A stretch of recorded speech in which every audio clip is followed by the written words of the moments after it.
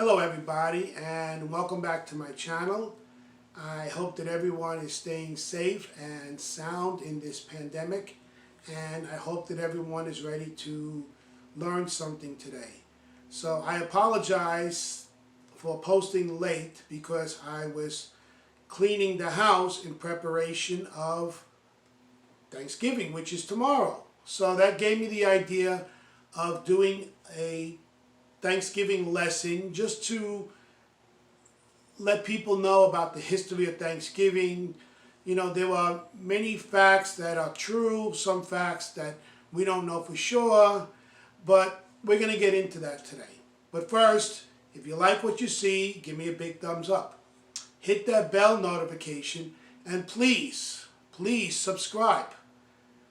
I have a promo that when I get to 1,000 subscribers, I will be giving a free private lesson to a random subscriber, but you must comment, okay? I need to know that you're a real person. That's why I want the comments, okay? And stick around to the end of the video where I will show you how you can make a few dollars on the side. And this is totally legit, and I'm not a sponsor of anything so I'm not doing sponsorship or anything. Okay, so factual history behind Thanksgiving. The events surrounding the first Thanksgiving are the subject of much debate, as I said. Okay. So we're taught the story of the Plymouth Pilgrims and the Wampanoag Indians celebrating Thanksgiving together in the 1600s from a young age. I know that I was. It's a story of thanks and love and togetherness. But it turns out the story you might be familiar with is mired in a myth more than truth. So not all of it is true. Okay. So what really happened? Sometime in the fall of 1621, the Plymouth Pilgrims and the Wampanoag Indians were said to have celebrated a successful harvest over a 3-day period, and this is considered the first Thanksgiving according to Plymouth Org. Okay. However, the version of events as to how the secular Harvest Festival took place is up for debate. Now, you can choose whichever one you want. Edward Winslow, author of Mort's Relation, a journal of the Pilgrims in Plymouth, wrote that the Wampanoags allowed the Pilgrims to live on their land, which makes sense, aided them and taught them to grow crops, that the Wampanoags were not invited, but the Wampanoags were not invited to the harvest celebration. So they're saying they didn't invite them. Okay. Winslow states the Wampanoags only showed up because they thought they were under attack after the Pilgrims fired guns into the air in celebration. Massasoit showed up at the settlement in about 90 warriors expecting war. Instead, they found a celebration and decided to stay, with the hunters bringing in 5 deer as a contribution, according to the USA Today. So, according to this, they were uninvited guests. Doesn't make a difference whether you have an uninvited guest or an invited guest. It's still a guest, okay? The version of the story assumes that the first Thanksgiving was fraught with tension rather than celebration. I could understand that, you know, because the Pilgrims and the Indians did not really get along that well. History.com reports that Squanto, a Patuxet Indian believed to be at the first Thanksgiving, acted as a translator for the Pilgrims and negotiated a peace treaty between Pilgrims and the Wampanoag Indians that lasted 50 years. Squanto, also known as, I'm not going to even pronounce this, had survived slavery in England and was able to understand and speak English language. So that makes sense. Okay. Smithsonian Magazine seems to back this up, stating that the alliance was tested by colonial land expansion, the spread of disease, and the exploitation of resources on the Wampanoag land, which eventually led to increased tension and ultimately war. Wampanoags today remember the Pilgrims' entry to their homeland as a day of deep mourning rather than a moment of giving thanks. Again, I don't know if this is true or not. This is what they just said. Okay, so let's fast forward. They had many Thanksgiving festivals until 1789, when George Washington called for one official celebratory day of public Thanksgiving and prayer. So, fast forward to 1827, and Sarah Joseph Hale, author of Papa Nursery and Mary Had a Little Lamb, started campaigning for a national Thanksgiving holiday. So this is true. Okay. I'll skip the picture. Eventually, in 1863, Abraham Lincoln declared Thanksgiving Day would be a national holiday on the last Thursday in November. Okay. But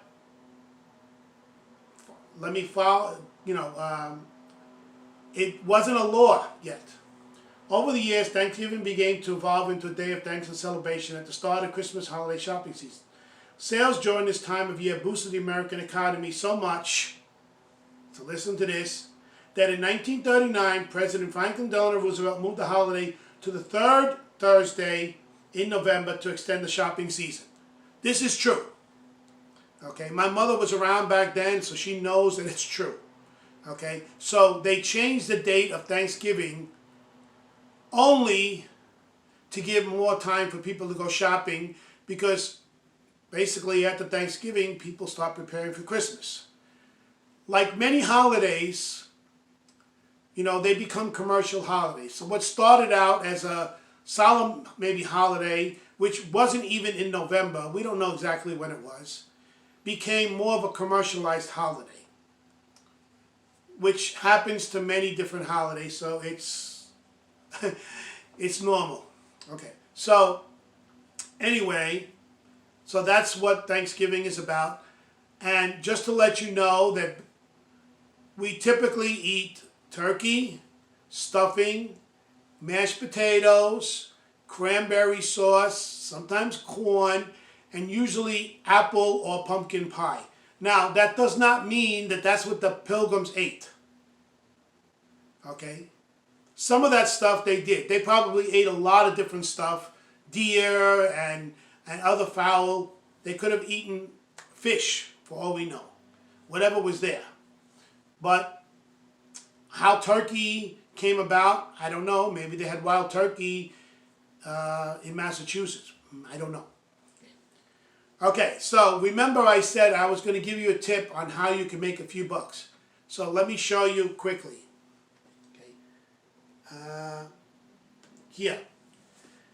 Survey Time. SURVEYTIME. So it's a place that you take surveys. Okay. Now, I'm not being sponsored by them for any reason. I'm just simply trying to help you make a few dollars for yourself. This is my idea.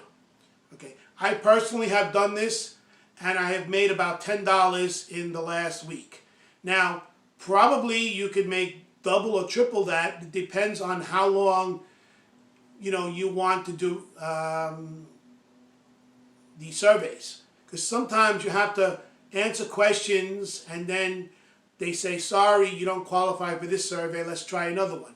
So sometimes you have to go through a process to get to the right survey that fits you. But like I said, I can believe that you can make $20 or $30 a week. And they send it directly to your PayPal account if you want, or for an Amazon gift card or whatever. And I can verify that this is true because I have the money in my PayPal account right now. Okay, so anyway, if you like what you see, give me a big thumbs up.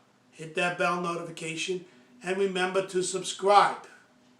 Subscribing is going to help you and me at the same time.